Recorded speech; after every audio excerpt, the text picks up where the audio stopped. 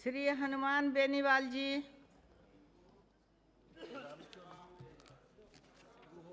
चला गया मेरा कागज है।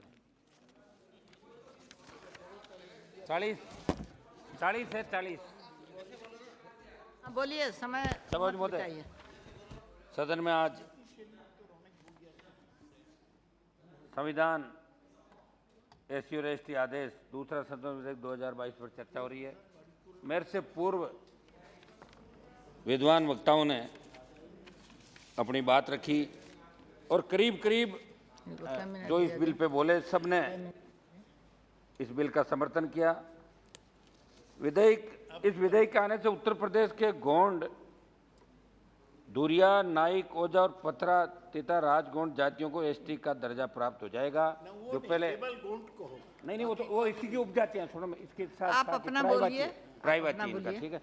इस संदर्भ में आपने पूरा पढ़ा नहीं साहब? नहीं, इधर बोलिए, अपना बोलिए, नहीं तो टाइम खत्म हो जाएगा। इस संदर्भ में साथी सदस्यों ने विस्तार से अपने अपने विचार रखे। सब महोदय, आरक्षण को लेकर देश के अंदर मैं इस बिल में जो आप ये करें इसका तो समर्थन करता हूं, लेकिन आरक्षण को लेकर इस देश के अंदर बहुत से आंदोलन हुए। समय समय पे कई नौजवान पुलिस की गोलियों के शिकार हुए।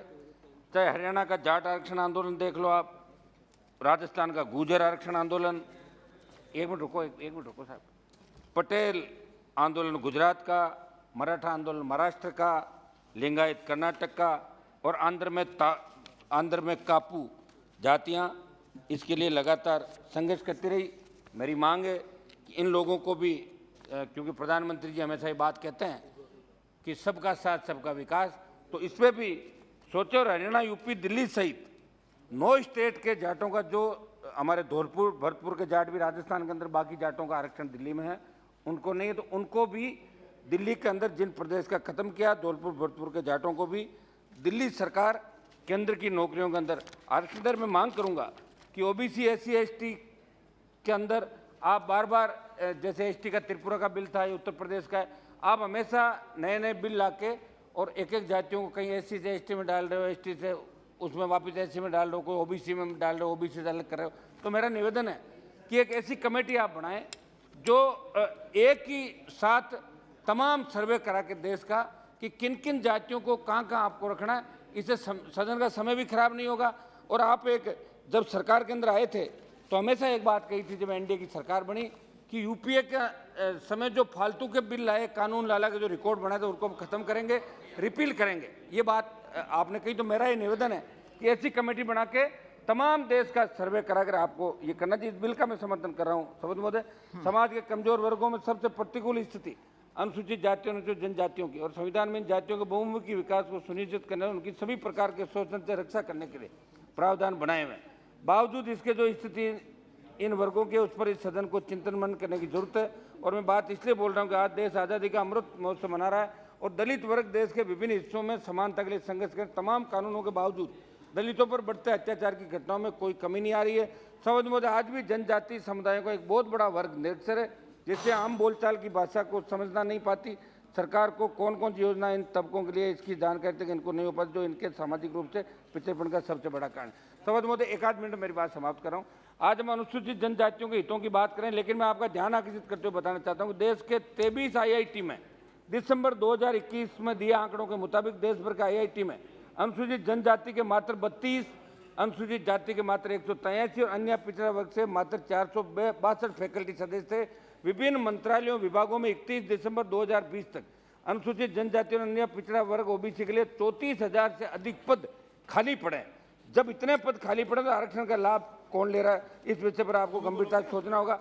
समझ में राष्ट्रीय सांख्यिकी कार्यालय एनएसओ द्वारा तैयार किए गए ग्रामीण भारत में कृषक परिवारों की स्थिति और परिवारों को भूमि उपलब्धताओं का मूल्यांकन 2019 सर्वे करवाया था, जिसमें आंकड़ा है कि देश के 17.24 करोड़ ग्रामीण परिवारों में से 44.4% परिवार अन्य पिछड़ा वर्ग ओबीसी, 21.6 अनुसूचित जाति, 12.3% अनुसूचित जनजाति के। इसी सर्वे में दर्शाया कि एक कृषि परिवार हर महीने औसतन मेज 218 रुपये 218 रुपये कमा पाता है। इसमें मैं ओबीसी कृषि परिवार कम 9.977 रुपये SC कर्ची परिवार 8.142 और ST कर्ची परिवार 8979 रुपये प्रति महीने कमा पाते हैं। इसी परिप्रेक्ष्य में बेहद जरूरी हो जाता है कि सुनिश्चित किया जाए कि सामाजिक न्याय में कौन से समुदाय पिछड़े जहाँ आरक्षण या एक मिनट सभापति जी एक मिनट का टाइम दे सर, 1 मिनट में कुछ मेरे पॉइंट आउट रख देता हूँ, एक मिनट साहब है ना। तो अभी तक पिछड़े जहाँ आरक्षण या अफर्मेटिव एक्शन का लाभ पहुंचाया जाए, लेकिन विडंबना है कि सरकार ने जातीय जनगणना कराने से इनकार कर दिया। केंद्र ने सुप्रीम कोर्ट से कहा कि पिछड़े वर्गों की जाति आधारित जनगणना प्रशासनिक रूप से कठिन और दुष्कर, इसलिए मेरी मांग है कि विकास की दौड़ में पिछड़े समुदायों की जल्द से गिनती हो ताकि सामाजिक न्याय उन वर्गों तक पहुंचे। सभापति महोदय, मैं आपके माध्यम से सरकार से कहना चाहता हूँ कि बाबा साहब अम्बेडकर जी जो संविधान प्रदत्त हक और अधिकार इस देश में रहने वाले पिछड़े दलित तबके के लिए दिए, उसके बावजूद आज़ादी के दशकों बाद भी हमारे देश का दलित भेदभाव उत्पीड़न का शिकार हो रहा है। कहने को तो अनेक योजनाएं दलित समुदाय के लिए, लेकिन क्या उनका प्रभावी क्रियान्वयन क्यों नहीं हो रहा है? लास्ट में समाप्त करूं, बस लास्ट में एक सुझाव मैं रखता हूं। समझ मैं राजस्थान चाहता हूं, और राजस्थान के अंदर ये अधीर रंजन जी यहाँ बैठे हैं, अभी खड़े हो जाएंगे, मेरी बात सुने बिना ही। कांग्रेस की सरकार, 1 मिनट सुनिए साहब, सुने तो सही चेयरमैन साहब, बोलिए ना, आप बोलिए ना। समझ हाल ही में राजस्थान के अंदर धौलपुर जिले से 26 साल की दलित महिला के साथ दुष्कर्म का मामला सामने आया। गांव के 2 दबंगों ने देसी कट्टा दिखाकर उसके पति और बच्चों के सामने गैंगरेप की घटना को अंजाम दिया। राजस्थान के पाली जिले में एक दलित संविदा कर्मी की निर्मम हत्या कर दी गई। इससे पहले अलवर के थानागाजी में दलित महिला का गैंगरेप करके वीडियो वायरल किया गया। जो अलवर जिले में मूक बधिर बालिका के साथ जो घिनौना करते हुआ वो पूरे देश के सामने आया, और ऐसे अनेक प्रकरण है जिससे राजस्थान को हर रोज शर्मसार होना पड़ रहा है। समझ मुझे आज भी देश के कई हिस्सों में दलित दूल्हों को, समझ 1 मिनट समाप्त हो गया, आज भी देश के कई हिस्सों में दलित दूल्हों को घोड़ी से उतारने के मामले सामने आते हैं। और ये बातें इसलिए बोल रहा हूँ क्योंकि बात करने से कुछ नहीं होगा, हमें दलितों को उत्थान के लिए संविधान schedule caste and schedule tribe second amendment bill